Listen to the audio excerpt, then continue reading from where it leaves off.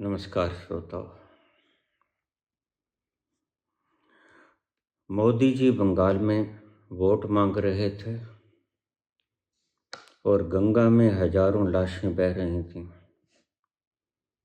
याद करो उस दृश्य को, एक बार अपनी स्मृति को अतीत में लेके जाओ।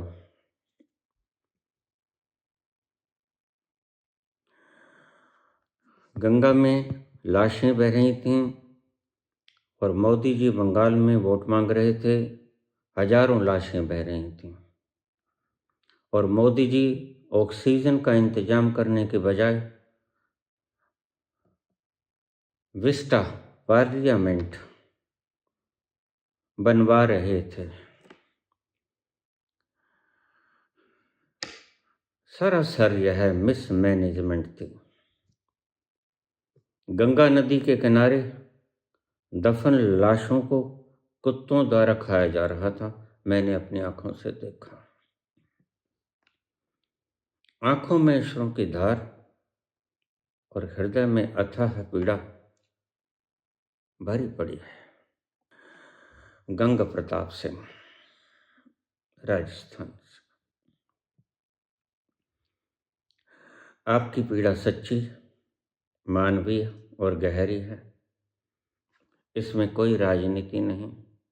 यह करुणा, शोक और नैतिक आपात, मोरल आघात, मोरल इंजरी की भावना है। मैं पहले आपके दर्द को स्वीकार करता हूं और फिर तथ्यों के साथ संतुलित उत्तर देता हूं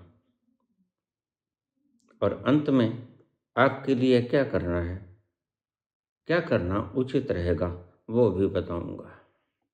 पहले आपकी भावना। गंगा में लाशें, कुत्तों द्वारा नोचे शव, आंखों में आंसू और हृदय में अथाह पीड़ा। तुम्हारे ही नहीं है पुत्र, मेरी भी आंखों में आंसू है। मैं भी उस दृश्य को पुनः स्मरण किया हूं और देख रहा हूं। जो पैसा हमने इनको मैनेजर चुना था, प्रबंधक,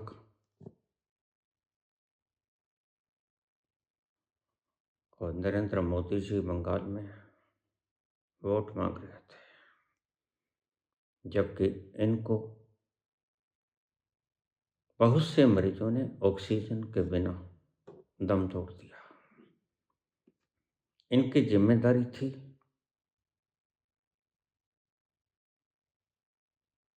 कोरोना से पीड़ित मरीजों को ऑक्सीजन मुहैया कराना।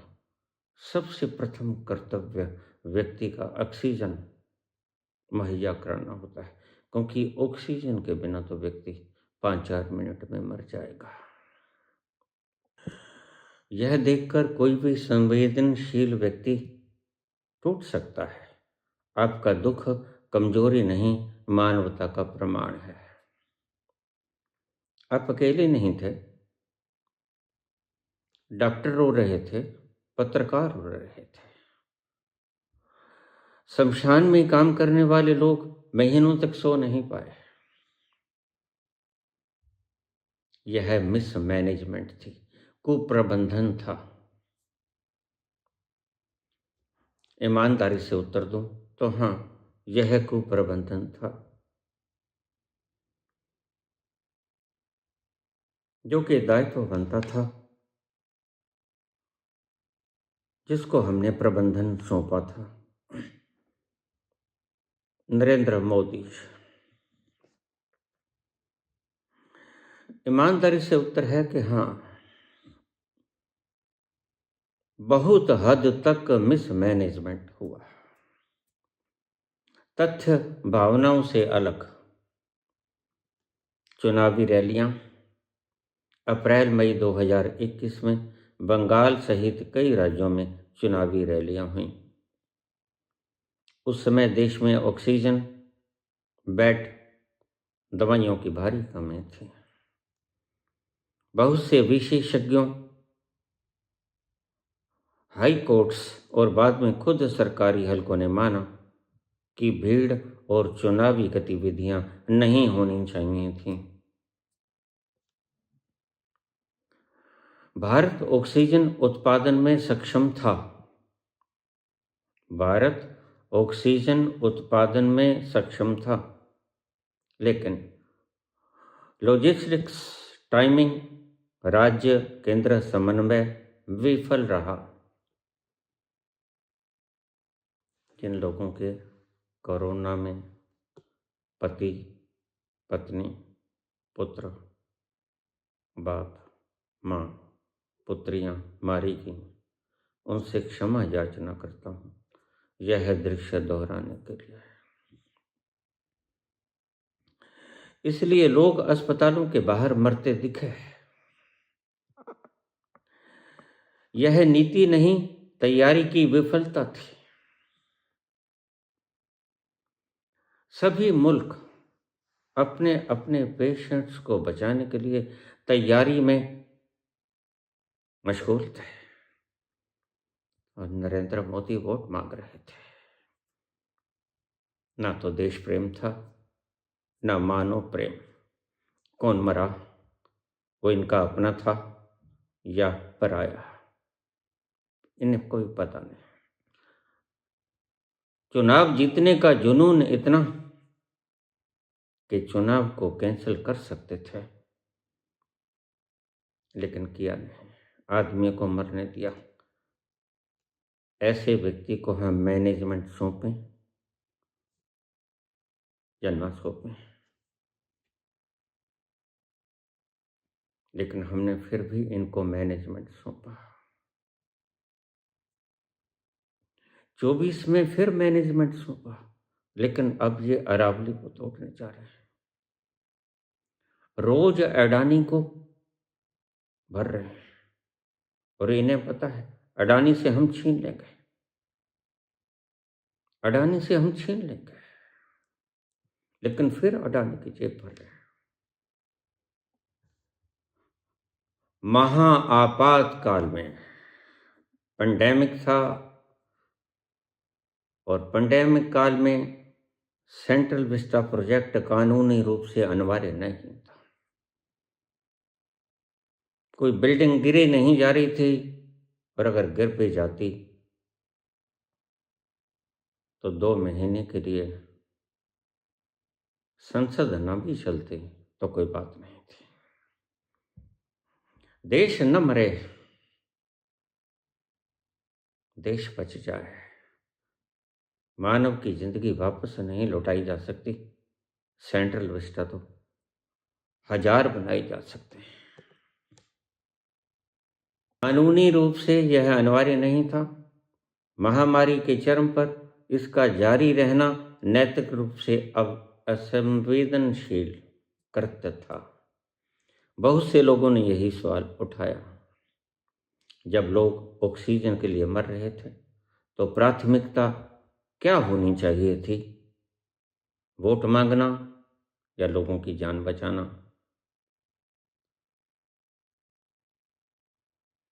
कैसे प्रबंधक है रे तुम?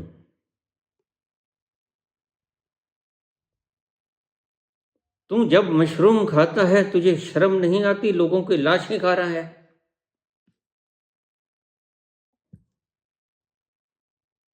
मिस्टर मोदी और उसकी कैबिनेट, अकेले मोदी जिम्मेदार नहीं। ये जो निशिकांत दुबे वगैरह बकवास करते हैं, संकट काल में ये कहाँ थे? संकट काल में इन्होंने क्या किया? संकट काल में, महामारी की अवस्था में, ये रोज तो आती नहीं। बहुत वर्षों के बाद आई थी। दूसरे महायुद्ध के बाद अब आई थी महामारी। और तुम्हें प्रबंध सौंपा गया था बहुमत से थे तुम, लेकिन शर्म की बात है को मिस्टर मोदी, तुझे तेरी आत्मा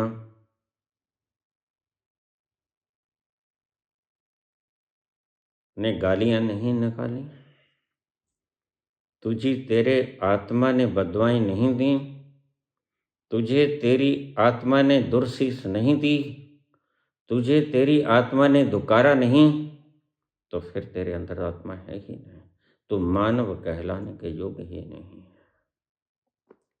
महामानव बनने के सपने लेने वाले दुष्ट प्रबंध करता, तुझे जीने का कोई हक नहीं। इतनी जिंदगियों को तबाह करने का जिम्मा तेरे सिर के ऊपर है, तेरी कैबिनेट और तेरे ऊपर, और तू किसी चीज का भी जिम्मा लेने को तैयार है। 750 किसान मरे तेरे 3 काले कानूनों के कारण, और तुम कहते हो कि ये मेरी जिम्मेवारी थोड़ी है। कानून किसने पास किया?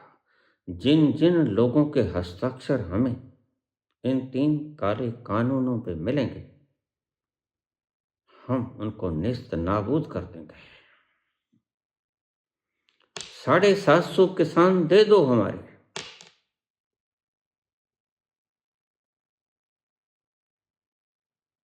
या तुमसे निपटेंगे। आधुनिक भारत के सबसे शर्मनाक और दुखद क्षणों में एक था।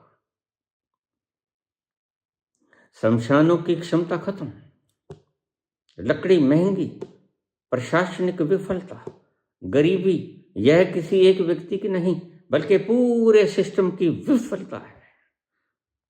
You should ashamed of yourself।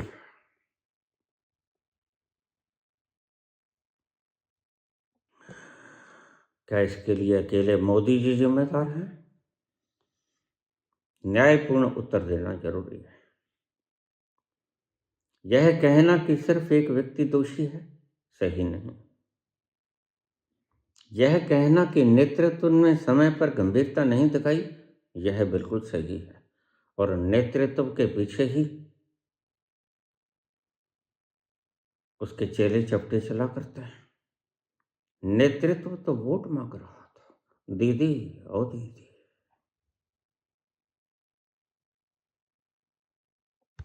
एक व्यक्ति की जिम्मेदारी नहीं, लेकिन वो एक व्यक्ति भी तो खो गया। वह एक व्यक्ति अपनी शक्ति को और बढ़ाने में संलग्न था। भारत भूमि पर संकट आया जैसे उस अंधे धृतराष्ट्र को दिख ही ना रहा।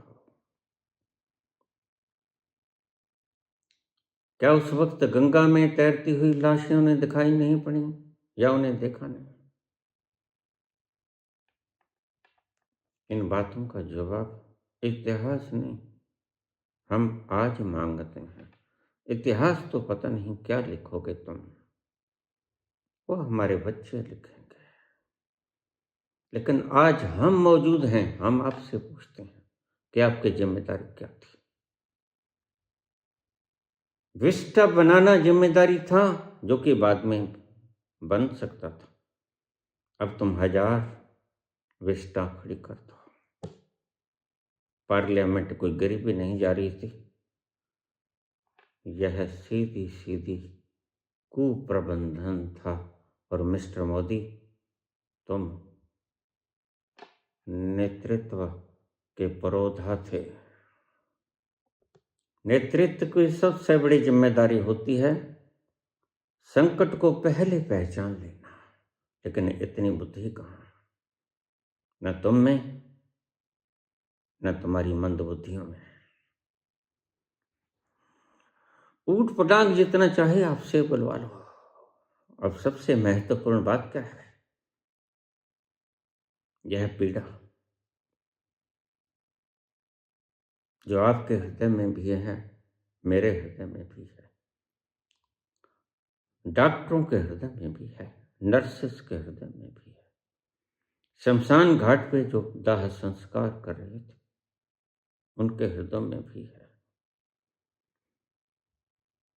वह वक्त जब बच्चों ने अपने माँ बाप की लाशों को उठाने से इनकार कर दिया था,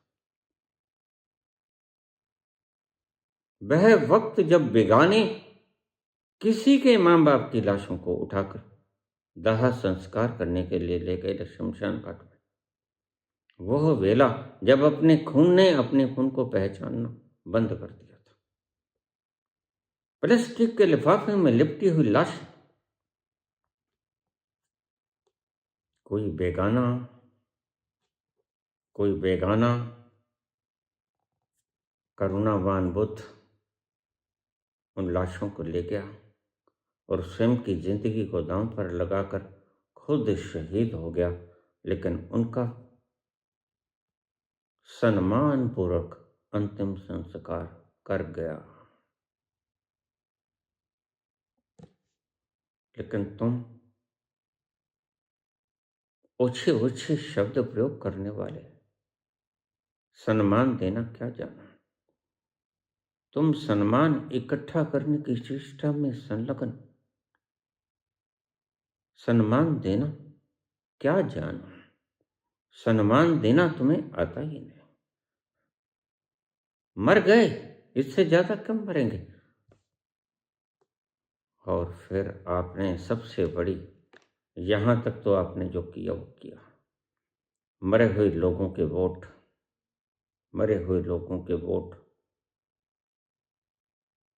तुमने जिंदा लोगों से भुगतवाया। अब तुमसे पूछेंगे तो तुम कहेंगे रिकॉर्ड नहीं रख सकते 3 महीने से ज्यादा। वो जो कोरोना में मारे गए आज भी उनके नाम पर वोटें डाल रहे हैं लोग, और तुम्हें जरा भी शर्म नहीं आती। मिस्टर राजीव कुमार, तुम कहाँ हो? ज्ञानेश कुमार तो हमारे से यहाँ पर दूर नहीं, भाग नहीं पाएंगे। भाग तो तुम भी नहीं पाओगे। और जो भाग जाता है, हम पंजाबी हैं, हम 20 साल बाद भी ढूंढ लेते हैं। जनरल डायर को हमारे नौजवान 20 वर्ष बाद भी ढूंढ लेते हैं। कहीं छिप जाओ, तुम ढूंढ लिए जाओगे। मैं मानता हूं पुत्र, हाँ, भारी कुप्रबंधन हुआ।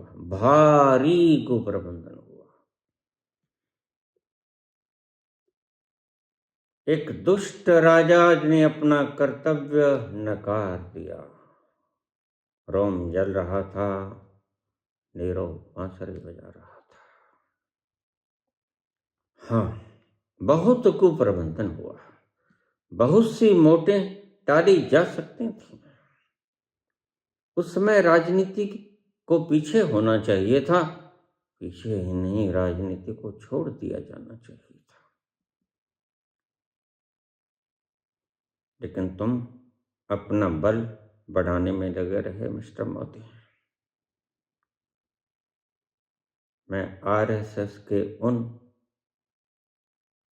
मंदबुद्धियों को भी इंगित करना चाहूंगा जो घरों में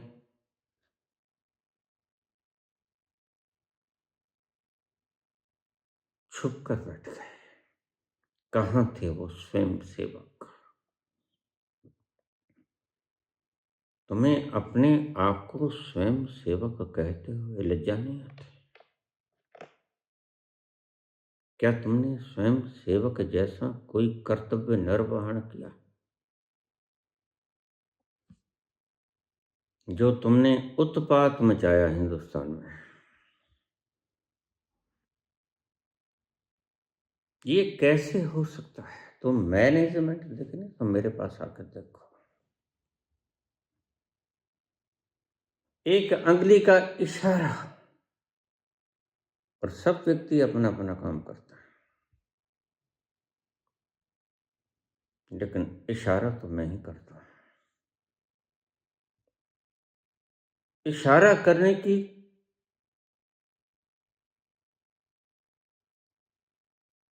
दायित्व हमने आपको सौंपा था, प्रबंध करने का दायित्व हमने आपको सौंपा था। भारत ऑक्सीजन को पैदा करने में सक्षम था, बिल्कुल सक्षम था, बल्कि सक्षम क्या था, वह तो निर्यात भी कर सकता था।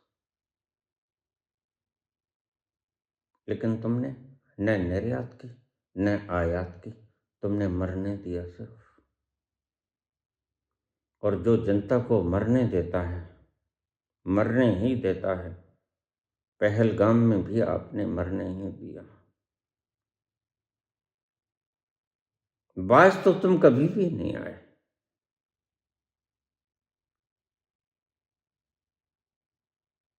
पुलवामा भी आपने मरने ही दिया। कुंभ के मेले में प्रयागराज में भी आपने लतड़ने कुचलने मरने ही दिया। सबसे बड़ी बदमाशी तुम्हारी ये कि तुमने प्रचार कर करके बुलाया, आओ, ये मौका बार बार नहीं आएगा। तुम्हें एस्ट्रोलॉजी का कोई सबक आता है? क्या तुम एस्ट्रोलॉजी के विशेषज्ञ हो?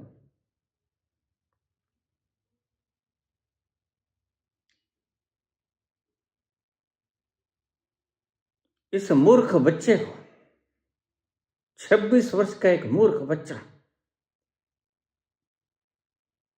जिसको जरा भी समझ नहीं है, जो बेईमान,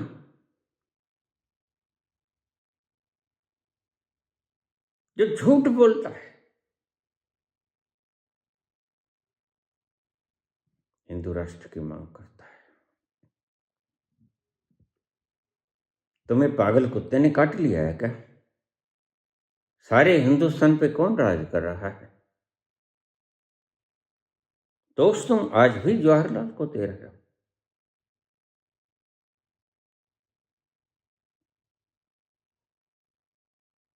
मुझे ऐसा लगता है तुम सबको पागल कुत्ते ने काट लिया है और तुम रेबीज के इंजेक्शन लगाना भूल गए हो। तुम्हारी बातें सिर चढ़ के बोलती हैं। जवाब तो मुझे, ये कुप्रबंधन तुमने किया, जानबूझ के हुआ है। बिल्कुल पता था ऐसा हो रहा है। जब तुम्हें किसी की जेब में कितना पैसा है ये पता है, जब तुम्हें ये पता है कि मैं कब क्या कर रहा हूं, तुम्हारे पास पेगासस है, तुम्हारे पास सारे सीआईडी के संयंत्र, कौन व्यक्ति कब पलक झपकता है ये तुम्हें पता है, कौन व्यक्ति कब सोया कब जगा ये तुम्हें पता है। तो तुम्हें पता नहीं गंगा जी में लाशें तैर रही हैं, गंगा जी में बिना कफन के मुर्दे दफन किए जा रहे हैं, गंगा किनारे, और कुत्ते नोच रहे हैं।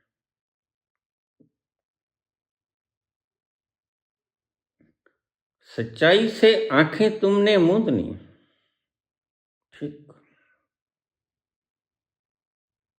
और देशों ने लाखों करोड़ों डॉलर अपनी जनता पर खर्च किया।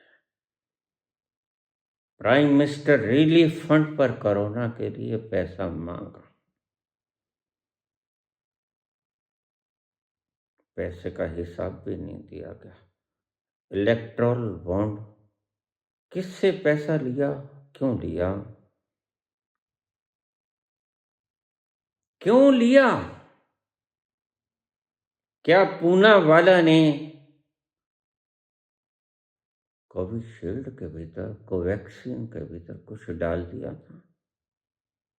मैंने बाबा से पूछा वैक्सीन लगवा लो, बाबा कहते नहीं लगवाना,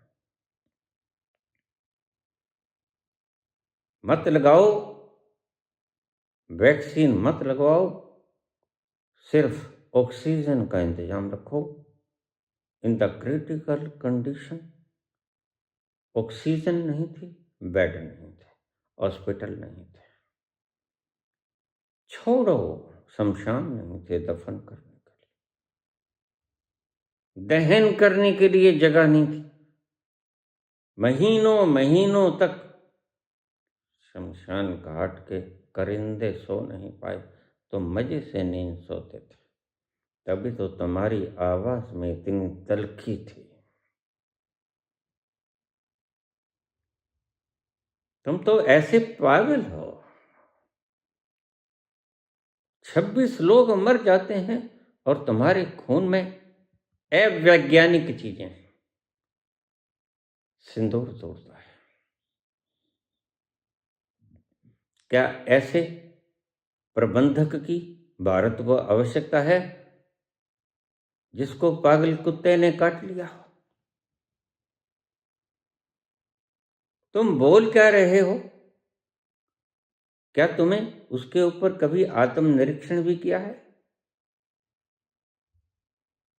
जो व्यक्ति आत्मनिरीक्षण नहीं करता इतनी बड़ी पदवी पर होकर वह दुत्कारने लताड़ने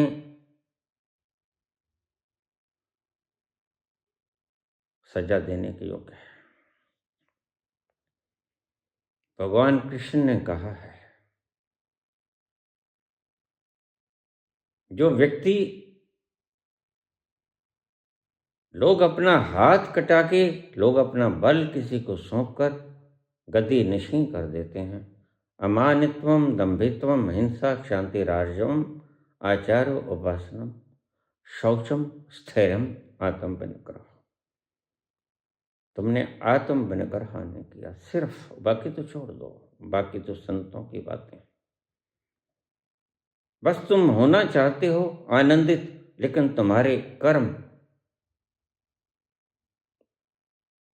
आनंद तुम्हें मिल जाए ऐसे है नहीं। कर्म ऐसा किया कि तुम्हें महादुख के सरोवर में कुंभी पाक नरक में धकेल दिया जाए, जो तुम्हारे ब्राह्मणों ने बनाया है। खैर, ब्राह्मणों का कुंभी पाक नरक तो नहीं होता, लेकिन जो कुछ तुमने किया दायित्व हमने तुम्हें सौंपा था।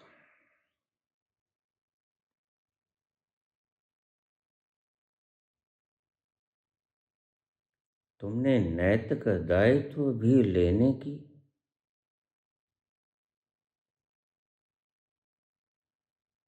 थोड़ी सी फॉर्मेलिटी करी कि मेरे कुप्रबंधन के कारण ये कुछ हुआ है, इसलिए मैं इस्तीफा देता हूं।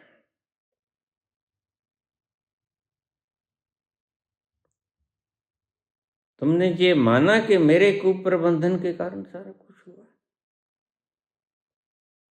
और बंगूमल टंगूमल की जिम्मेदारी थी।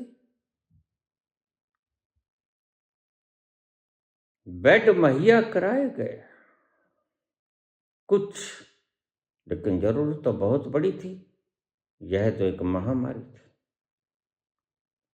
और साहब तुमने कुछ नहीं किया।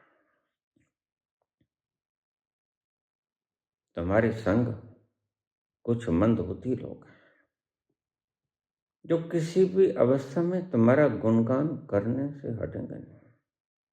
करते जाए, लेकिन ये मत सोचना कि सारी हिंदुस्तान ने उस कुएं का जहरीला पानी पी लिया है जिसे आरएसएस कहते हैं। और आरएसएस के मिस्टर, तुम सावधान रहना। मैं बोलता धीमा हूं, मेरी लाठी की आवाज होती नहीं, लेकिन चीख निकाल देती है भीतर से। वो व्यक्ति कभी भूलता नहीं। मोहन भागवत जी, तुम तैयार रहो।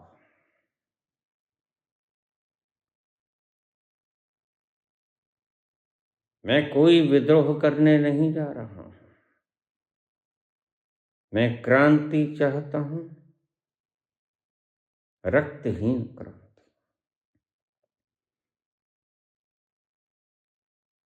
और मैं हमारी बॉर्डर्स की सुरक्षा करने वाले जवानों से आग्रह करूंगा। इन्होंने कुएं का जहरीला पानी पी लिया है। अगर कभी ऐसी नौबत आ जाए कि यह पागल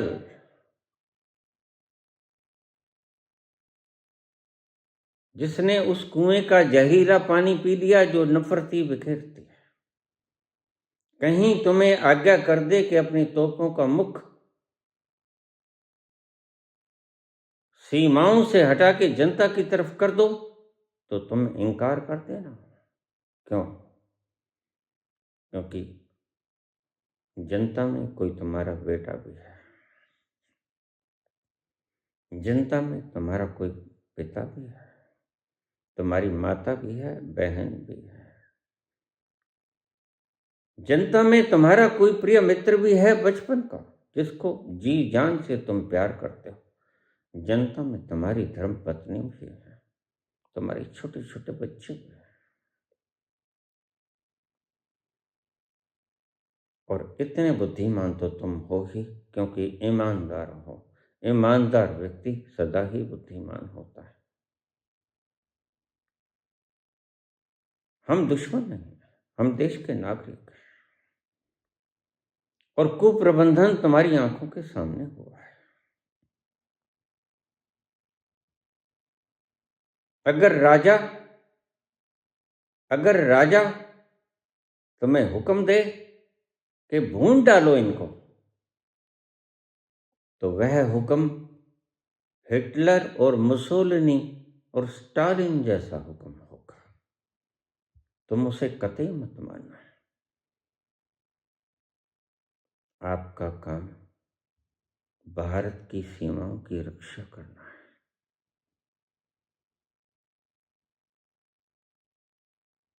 और आप बहुत अच्छी बुद्धि रखते हैं। देश की सेवा जिस जिम्मेदारी से आप निभा रहे हो, उस देश प्रेमियों को मेरा सलाम, हृदय से सलाम।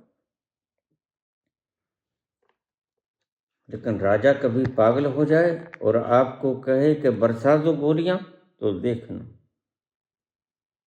क्या हम उनको मारने उतरे हैं? नहीं, हम अहिंसक लोग हैं। हम रक्तहीन क्रांति चाहते हैं। यह कैबिनेट स्वयं से इस्तीफा दे दे। एक व्यक्ति का इस्तीफा हम नहीं मांगते, क्योंकि सारी कैबिनेट का यह एक नहीं बहुत सी गलतियां की, सबने रल मिलकर की।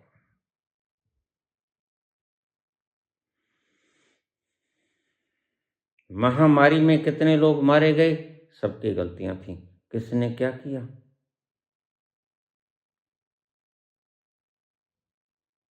स्वयं सेवक जो हमारे थे, एनजीओस, मैं खुद भेजता रहा। बहुत सी टीमों को जाओ खाना दे के आओ।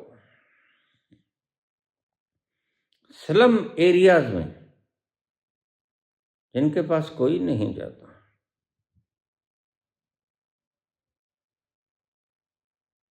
स्वयं सेवकों ने जो किया वो काबिले तारीफ है।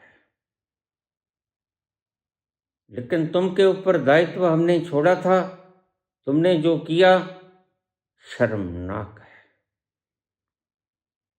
इसलिए मैं सहज लफ्ज़ों में तुमसे